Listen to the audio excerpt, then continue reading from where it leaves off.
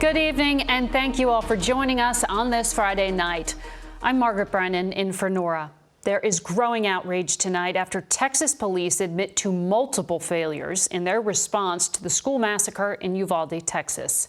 Today we learned that the officer in charge at the time of the shooting ordered law enforcement not to enter the classroom where children were being terrorized by a gunman. Those children were repeatedly calling 911, begging for police help while officers waited nearby. But the officer in charge believed the gunman had barricaded himself and was no longer an active shooter. It was a deadly decision. All this was taking place as desperate parents outside the school pleaded with the police to intervene. The Texas governor tonight said he was misled about the police response and is livid. Now there's an investigation into not only the gunman, but how police responded to the massacre. And of course, for the families of the victims, this news is causing even more heartbreak. We have a lot to get to tonight, and CBS's Lilia Luciano will start us off from Uvalde. Good evening. Good evening, Margaret. Well, the governor is livid. Imagine those parents who learned today that there were 19 officers outside that classroom. One officer for every child that was killed. I heard from 3 parents today who said they will do whatever it takes for accountability and gun control. Of course it was not the right decision. It was the wrong decision, period. There's no excuse for that. Today, a stunning admission. The director of the Texas Department of Safety said the decision to not immediately engage the shooter was deliberate. The on-scene commander considered it a barricaded subject and that there was time and there were no more children at risk. Obviously, based upon the information we have, there were children in that classroom that were at risk, and it was, in fact, still an active shooter situation. At one point, he said 19 officers were outside the classroom, not moving on the gunman.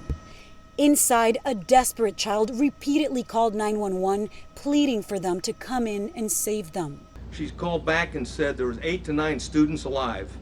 Student child called back and was told to stay on the line and be very quiet. She told 911 that he shot the door at approximately 12:43 and 12:47. She asked 911 to please send the police now. At 12:46, she said that she could hear the police next door. At 12:50, shots are fired.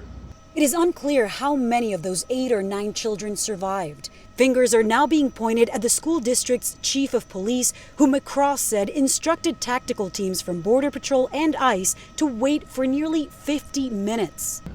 A decision was made that this was a barricaded situation. There was time to retrieve the keys and wait for a tactical team with the equipment to go ahead and breach the door and take on the subject at that point.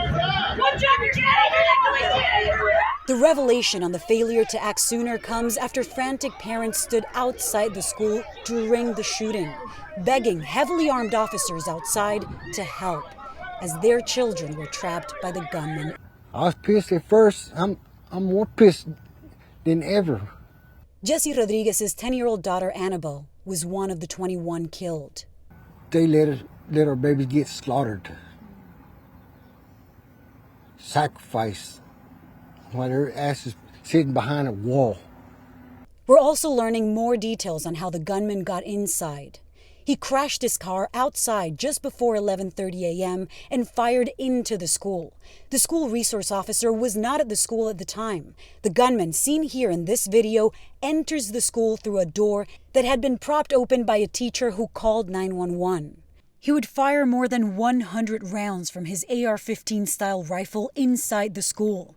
Tonight, Texas Governor Greg Abbott, who earlier praised the police response, changing his tune.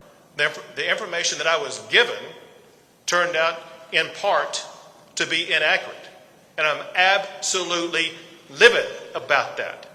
19 students and 2 teachers at Robb Elementary School should have been starting the first day of their summer break today.